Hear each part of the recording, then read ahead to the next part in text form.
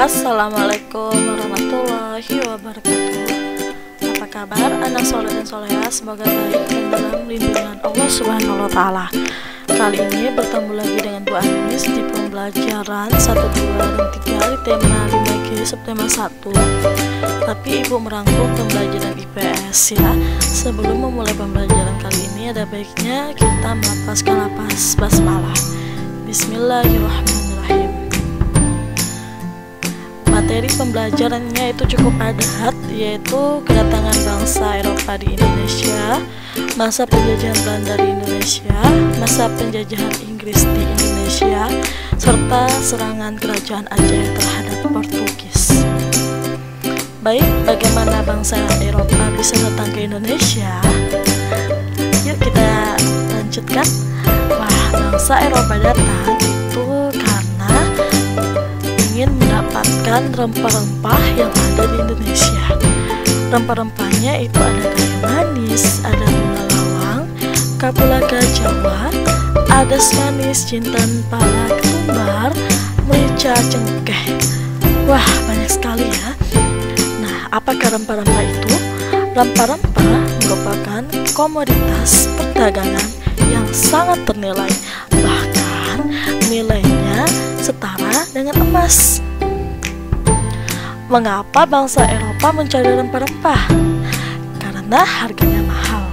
Bangsa Eropa ingin mendapatkannya dengan penjelajahan samudra untuk mendapatkan rempah-rempah, salah satunya di Indonesia. Mengapa akhirnya bangsa Eropa menjajah Indonesia? Rempah-rempah di Nusantara melimpah, sehingga membuat bangsa Eropa ingin menguasai Nusantara. Bangsa Eropa berusaha memonopoli perdagangan rempah-rempah untuk keuntungan yang besar. Bagaimana reaksi rakyat Indonesia ketika bangsa Eropa ingin menguasai rempah-rempah di Indonesia? Tentunya berbagai daerah di Nusantara menolak dan melawan. Akhirnya, bangsa Indonesia mengalami masa penjajahan selama 3,5 abad.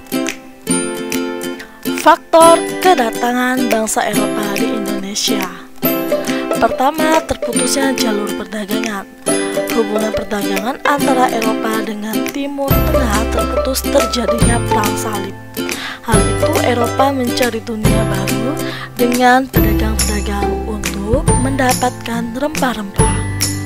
Faktor kedua, krisis ekonomi dan kemerosokan perdagangan.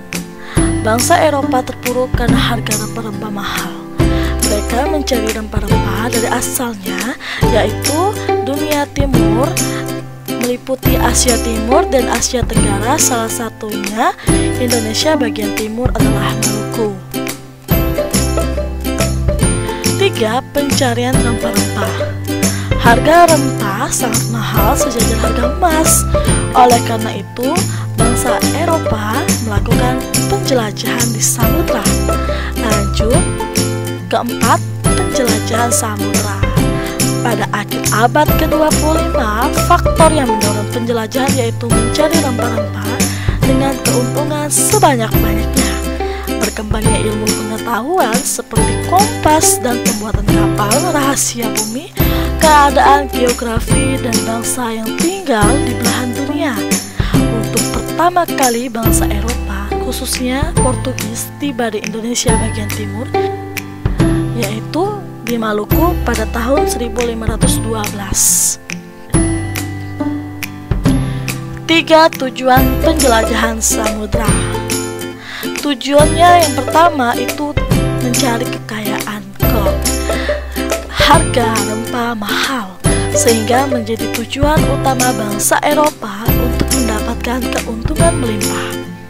Kedua, gospel, menyebarkan agama. Penjelajahan samudra membawa tugas menyebarkan agama. Banyak sekali agama di Indonesia ya. Lanjut, glory, memperoleh kejayaan. Bangsa Eropa beranggapan bahwa kejayaan sebagai suatu bangsa ditunjukkan dengan kemampuannya menaklukkan wilayah lain dan luasnya daerah jajahan. Masa penjajahan Belanda di Indonesia dimulai tahun 1596 sampai 1942. Pertama, yaitu dipimpin oleh Cornelis de Houtman, dan pasukannya tiba di Banten tanggal 27 Juni 1596. Pendudukan Banten kemudian mengusir mereka, tetapi Belanda tidak menyerah. Mereka datang untuk kedua kalinya pada 29 November 1598, dipimpin oleh Jacob van Dijk dan Wybert van Wijk. Yes, kurang lebih seperti itu ya namanya ya. Kalian boleh search, siapa tahu penyebutannya berbeda-beda karena ini bahasa Belanda. Oke, nah kalian tahu kota tua yang berada di Jakarta Utara? Ternyata kota tua itu sebagai balai tempat pemerintahan VOC. Karena VOC itu Verenigde Oost-Indische Compagnie, ya, yang mana Belanda mendirikan kongsi dagang yang dinamakan VOC tanggal 20 Maret 1602. Jadi apa sih arti dari VOC ini? Artinya kongsi dagang Belanda di Hindia Timur. Lanjut, perang VOC antara Belanda dan sekutu Portugis dan Spanyol itu mereka perang, sehingga kekuasaan dikuasai Belanda dengan dibantu VOC dengan memberi hak dan wewenang. Apa aja sih hak dan wewenang yang diperoleh Belanda dari VOC? Hak-hak istimewa atau nama lainnya hak oktrooi, yaitu satu, mencetak dan mengedarkan uang, kedua, melakukan perang dan perdamaian, ketiga, membuat benteng dan angkatan perang, keempat, mengatur pemerintahan kongsi, lima, menguasai daerah, enam, melaksanakan monopoli perdagangan, tujuh, memungut pajak. Lanjut ya, pada tahun 1605 VOC menguasai wilayah-wilayah di Nusantara. Lalu pada tahun 1619 Jayakarta menjadi Batavia, berhasil dikuasai VOC. Lanjut ya, Batavia ditetapkan sebagai pusat kegiatan VOC dipimpin oleh Jan Pieter Zoomkooyen. VOC membawa keberhasilan, salah satunya tidak adanya persatuan antara raja-raja Nusantara. Jadi pada zaman itu raja-raja ingin merebut kekuasaan. Jadi ada perpecahan antara raja-raja. Jadi adanya perpecahan antara raja-raja yang lemah menghadapi ancaman VOC. Akhirnya tidak ada persatuan di antara raja-raja tersebut. Kedua, peralatan perang VOC lebih lengkap dan baik. Ketiga, VOC menjalankan politik perang, perjanjian, adu domba, dan memecah belah kekuatan raja-raja. Terakhir, dalam bidang ekonomi, VOC menggunakan sistem monopoli, peplich, leverantis, penjualan wajib, dan kontingenten, penyerahan wajib, dari para penguasa Indonesia khususnya Pulau Jawa. Masa penjajahan lanjut.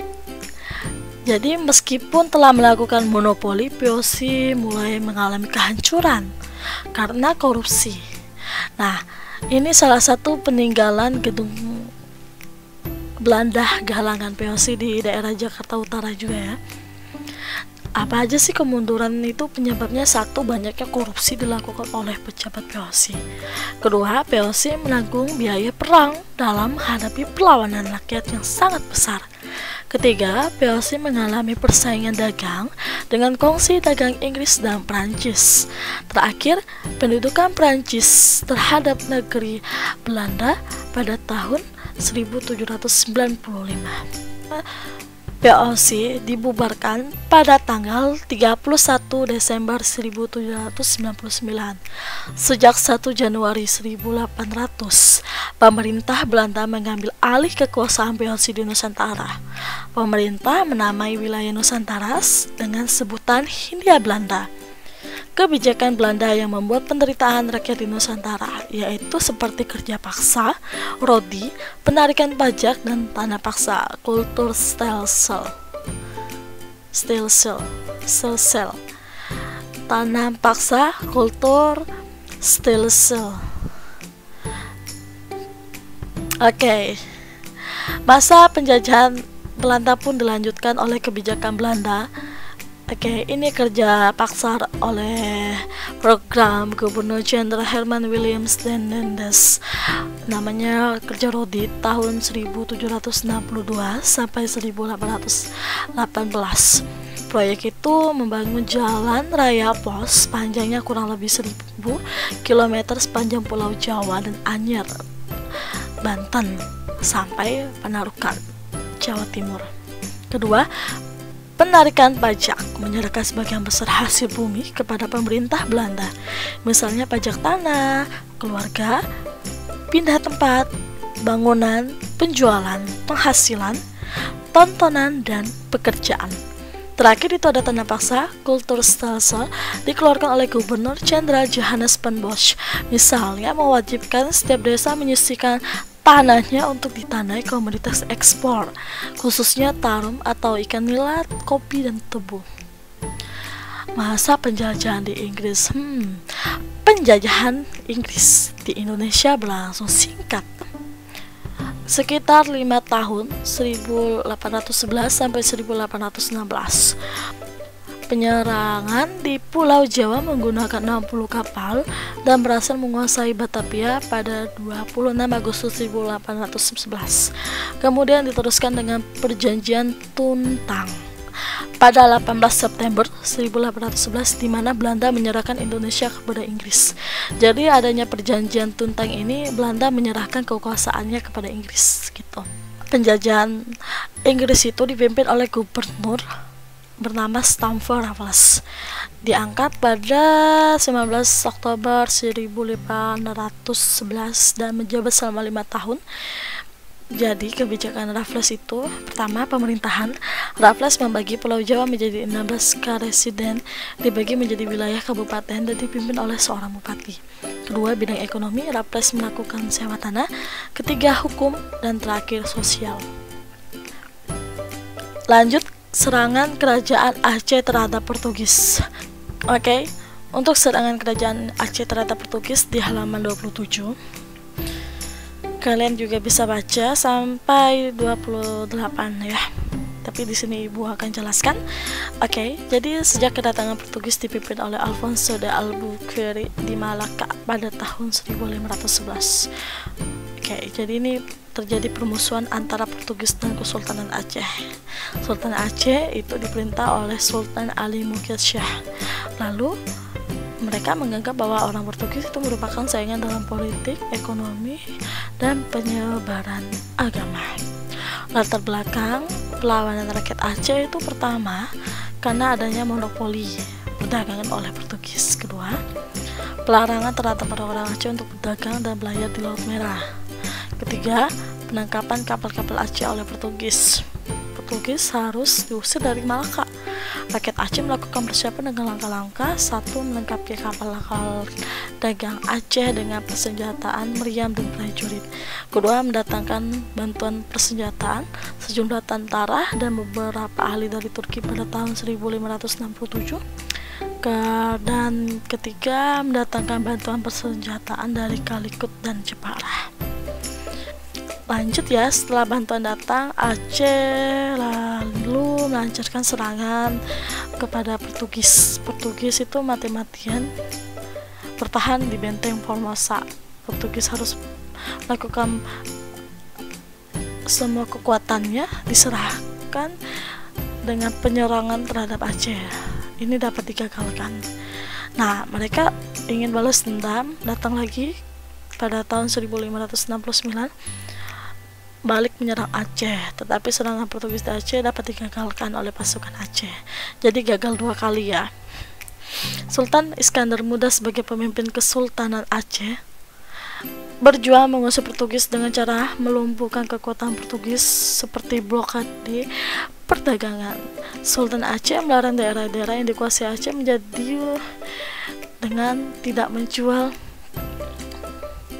Sultan Aceh melarang daerah-daerah yang dikuasai Aceh untuk tidak menjual lada dan timah kepada Portugis. Namun ini ada pengkhianatan oleh beberapa raja dengan menjual secara diam-diam kepada Portugis. Karena gagal dengan taktik blokade ekonomi, Sultan Iskandar Muda menyerang kedudukan Portugis di Malaka pada tahun 1629. Faktornya apa saja sehingga ini gagal? Yang pertama, tidak dipersiapkan dengan baik. Kedua, perlengkapan senjata yang digunakan masih sederhana. Dan terakhir, terjadinya konflik internal di kalangan pejabat kerajaan Aceh.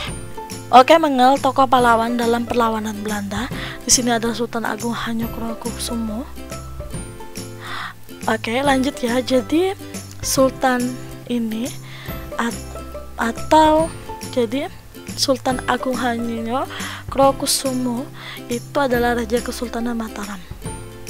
Dia menolak VOC, tapi dia mencari ide untuk bagaimana menghancurkan VOC dengan melakukan beberapa kerjasama juga. Lalu dia memutuskan pada tahun 1635 untuk tidak bekerja sama lagi karena menyadari posisi Portugis itu sudah lemah. Lalu seluruh Pulau Jawa akhirnya berada dalam kekuasaan Kesultanan Mataram, kecuali Batavia masih diduduki oleh militer VOC. Sedangkan desa Banten telah berasimilasi melalui peleburan kebudayaan. Wilayah luar Jawa yang berhasil dituduhkan oleh Sultan Agung Hanyokrokusumo itu Palembang di Sumatera tahun 1636 dan Sukadana di Kalimantan tahun 1622, lalu menjalin hubungan diplomatik dengan Makassar, negeri terkuat di Sulawesi saat itu. Ada juga tokoh pahlawan Kapitan Patimura. Jadi beliau ini adalah pahlawan yang berjuang untuk Maluku melawan VOC Belanda. Sebelumnya Patimura adalah mantan sersan di militer Inggris. Pada tahun 1811 Inggris bertekuk lutut kepada Belanda. Kedatangan kembali kolonial Belanda pada tahun 1817 mendapat tantangan keras dari masyarakat, yaitu disebabkan oleh kondisi politik, ekonomi, hubungan kemasyarakatan yang sangat buruk selama 2 abad. Nah gitu, jadi rakyat Maluku itu bangkit karena di bawah pimpinan Kapitan Patimura. Di sini ada Sultan Hasanuddin. Nah, jadi pada umurnya yang 21 tahun, Sultan Hasanuddin ditugaskan untuk menjabat sebagai pertahanan kerajaan Goa. Jadi beliau ini merupakan pemimpin pada saat itu untuk mengatur pertahanan melawan serangan Belanda yang ingin memonopoli perdagangan di Maluku. Di sini ada Pangeran Diponegoro. Kita kenal dengan Perang Diponegoro atau Perang Jawa, yaitu untuk melawan penjajah Hindia Belanda. Karena penjajah Belanda memasang patok di wilayah milik Diponegoro di desa Tegelrejo. Akibat dari keterlibatannya dalam Perang Jawa, Diponegoro diasingkan ke Manado. Latihan tugas. Di sini kalian bisa menjawab 5 pertanyaan ini. Yang pertama, sebutkan tujuan dari penjelajahan samudra. Kedua, daerah mana pertama kali Portugis menjajah Indonesia. Ketiga, apakah yang dimaksud dengan VOC. Keempat, mengapa Belanda mengundurkan diri dan menyerahkan kekuasaan ke negara Inggris. Dan terakhir, sebutkan tokoh pahlawan yang melawan Belanda. Itu saja pembelajaran kita hari ini. Kita sama-sama melapaskan lapas hamdalah. Alhamdulillahirabbil alamin. Ibu akhiri wassalamualaikum warahmatullahi wabarakatuh.